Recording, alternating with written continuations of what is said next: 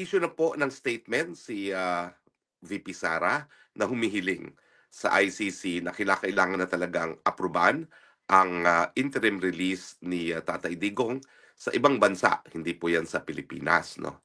At ito po ay dahil sa katotohanan na sang-ayon kay VP Sara, hindi mapangalagaan ang kalusugan ni Tatay Digong sa detention facility ng ICC.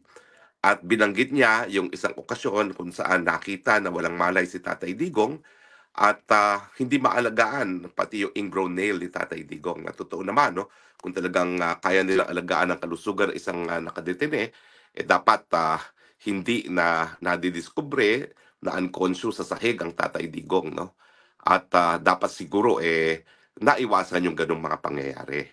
Walang sasabihin ko lang po, hindi ko po nakakausap pa si VP Sara. Hindi pa po kami nakipag-ugnayan kung pareho ang tinutukoy namin. Pero mga mahigit isang buwan nang nakalipas, nakapanayan ko po isa nagtatrabaho sa detention facility. Ang sinabi sa akin nung empleyadong yon, kung naalala nyo, merong report minsan na nailabas daw si Tatay Digong panandalian sa ICC Detention Center. At ang dahilan daw ay routine check-up. Pero ang sabi sa akin ng empleyado, hindi daw routine check-up yon. Nahulog daw si Tatay Digong habang naglalakad, tumama ang ulo. At dinala nga sa hospital para masigurado na walang na danyo sa kanyang katawan. No? At ang rinig ko, binigyan din siya ng tinatawag na MRI, no? Kung titignan kung merong apekto sa ulo dahil tumama daw po ang ulo. Now, ang request naman po ng tao, ipagbigay alam ko raw sa pamilya dahil hindi niya alam kung sinabi sa pamilya itong pangyayari ito kay Tatay Digong. No? At ako naman po ay sinunod ko yung request, pinarating ko po yung impormasyon na yan kay VP Sara. Hindi ko po alam kung ito yung impormasyon na sinasabi ngayon ni VP Sara. No? Basta ako, pinarating ko sa kanya at iniwan ko na po sa kanya yan kung anong gagawin niya sa impormasyon na yan dahil alam niyo naman po, no, anything about health is covered by the right to privacy. No?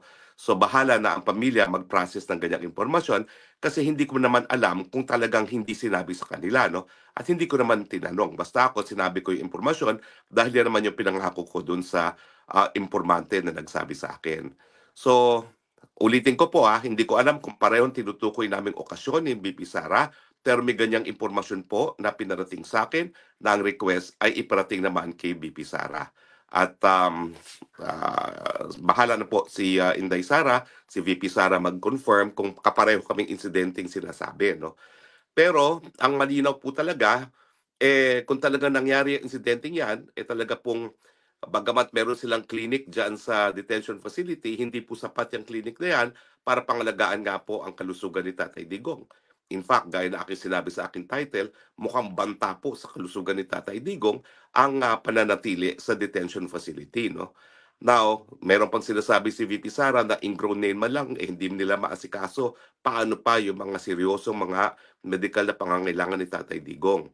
Ang katotohanan po at 80 si Tatay Digong, kinakailangan na talaga ng 24-hour assistance. No? Kinakailangan na kung hindi full-time nurse, caregiver. Kasi ako naman po, nag-alaga rin ako ng mga magulang ko, ng aking tiya na matandang dalaga.